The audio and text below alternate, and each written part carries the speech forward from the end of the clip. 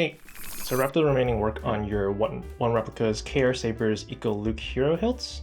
It's installed with a ECO crystal chamber chassis from Goth3D Designs and installed over Proffie V2.2.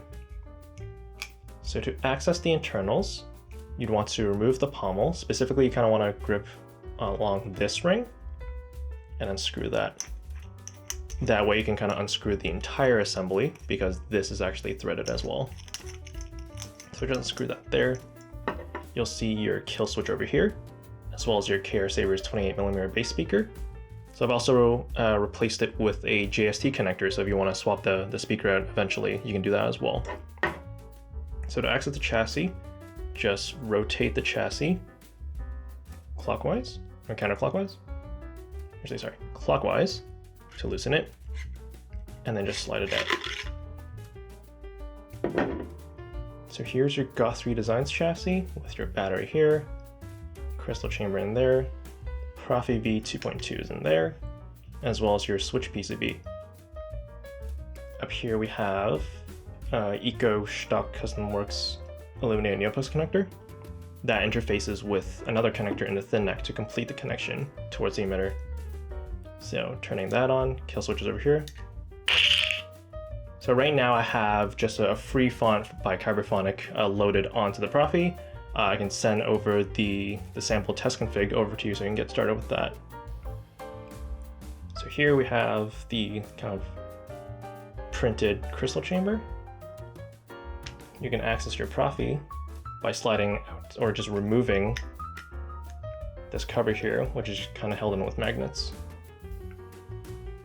So 2 magnets there, 2 magnets there, and then you have your Proffie board there. You can also turn on the saber with these tactile switches. So the 2 LEDs, I've styled it so that it mimics the green arrow and red arrow blade style off of Fed's website. Also have twist off and swing on configured.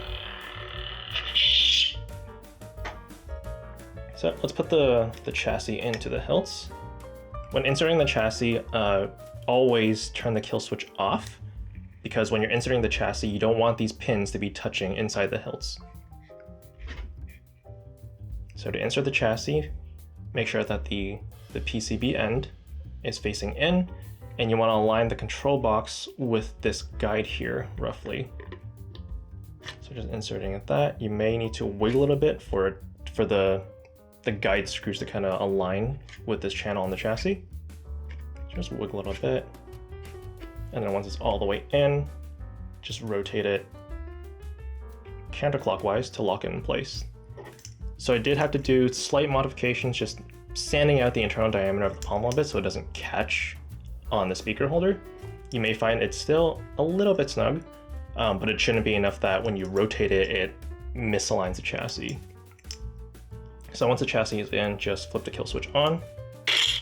And that's safe to do so once the connection is fully engaged and seated. You can tighten the pommel in. So here's where I'm talking about where it's still a little bit tight, just a little bit snug. But once it clears here, it shouldn't catch onto the chassis anymore.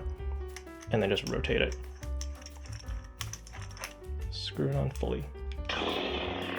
So because we do have the static pommel in right now, it's muffling the sound a lot. Oops. I want to color change.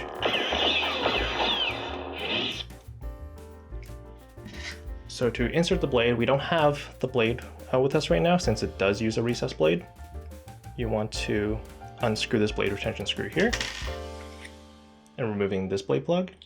So for the blade plug, I also added an extra lining, just kind of like a 3D printed cap. That way the blade plug doesn't actually short against the pins of the NeoPixel connector.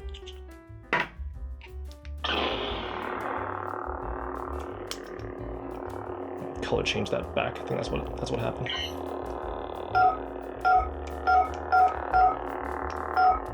So let's set that back to green.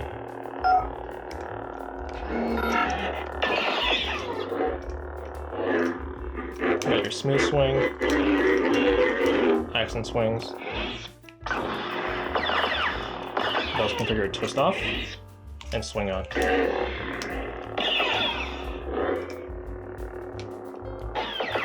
Got flash on clash. And the red buttons shine through those triangles there. Or sorry, the LEDs shine through the triangles there.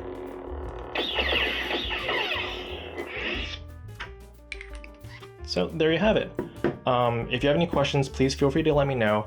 I'll send over the test config over to you so you can kind of get started with that. So thank you so much for letting me work on this, and may the force be with you.